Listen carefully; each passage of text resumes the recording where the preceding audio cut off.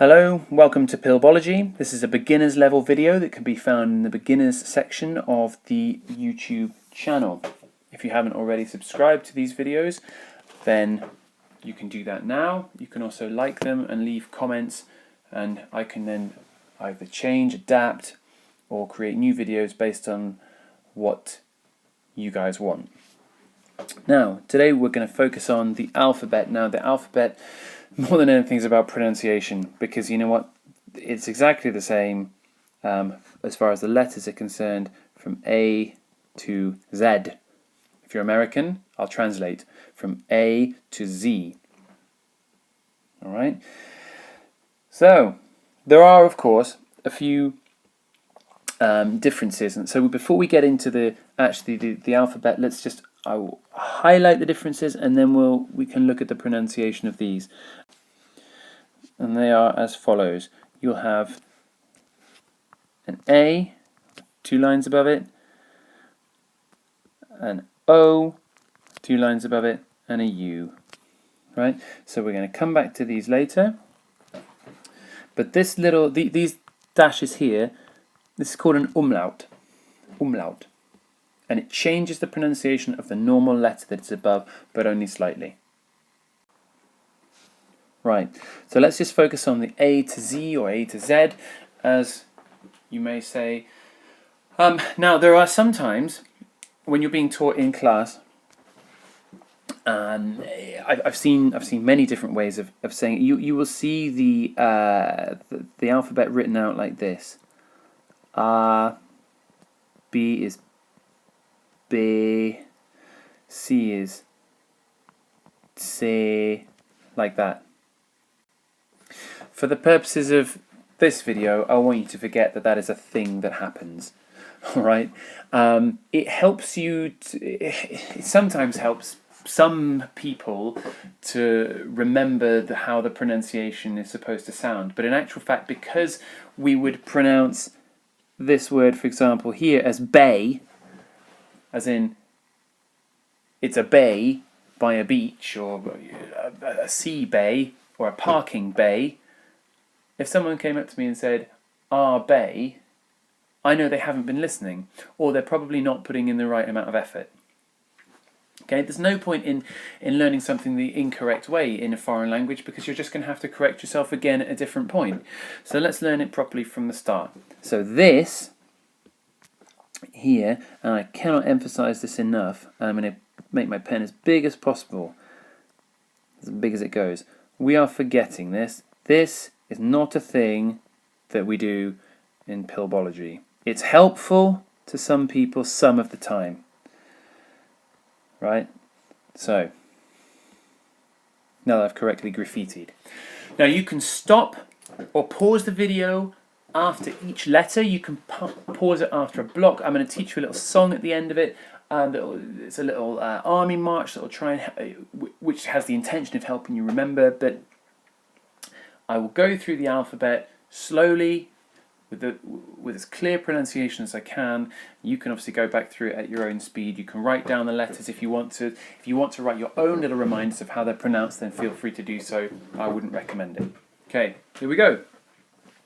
A, B, C, D, E, F, G, H, I, J, K, L, M, N, O, P, Q, R, S, T, U, V, V, X, Y, Z.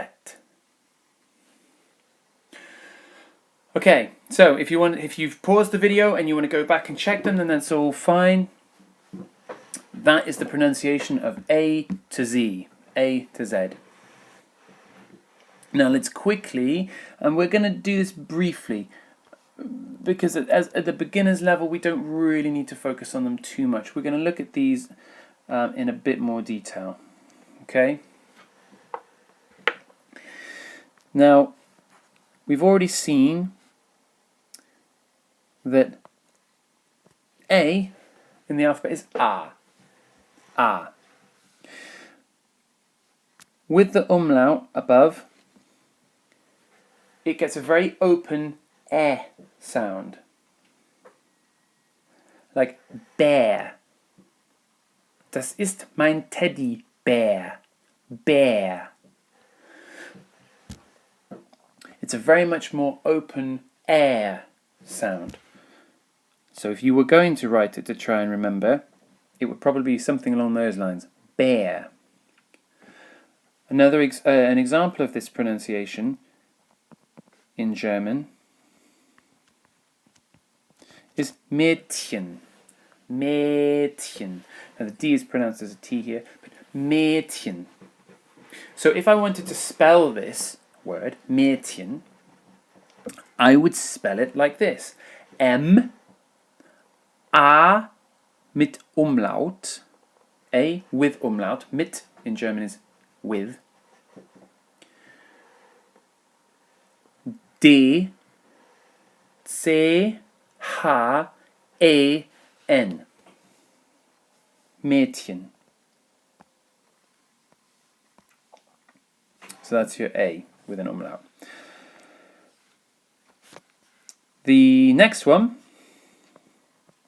is the O with the umlaut. And the example I'm going to give you here would be of a lion. And lion in German is der Löwe.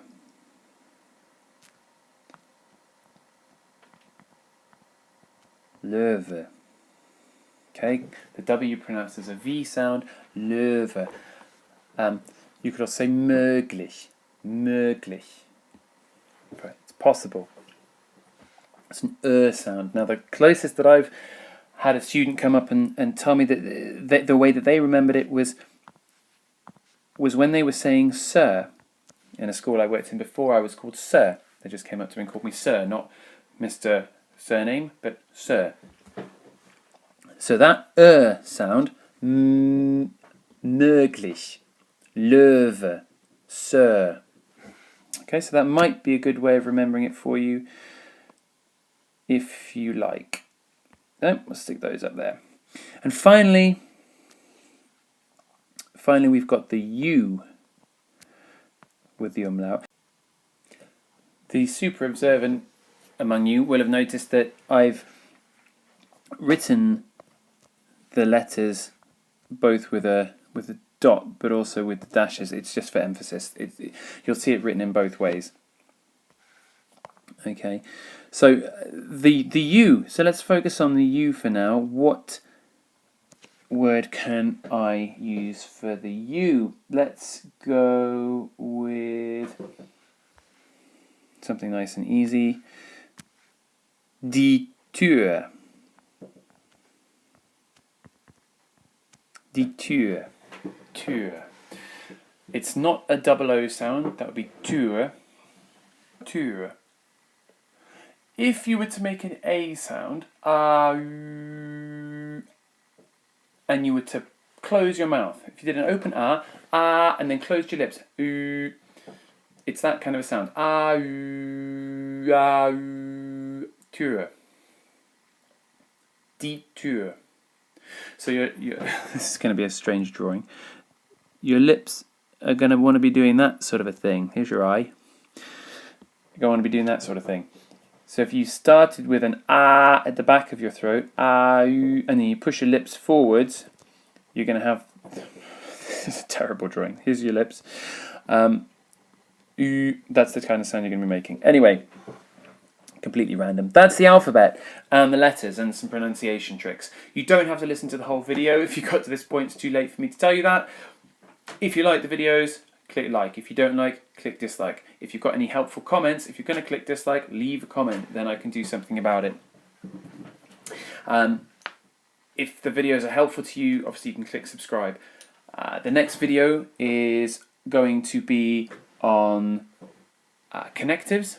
So how we connect two sentences together. So we're going to have fun with that. Bye.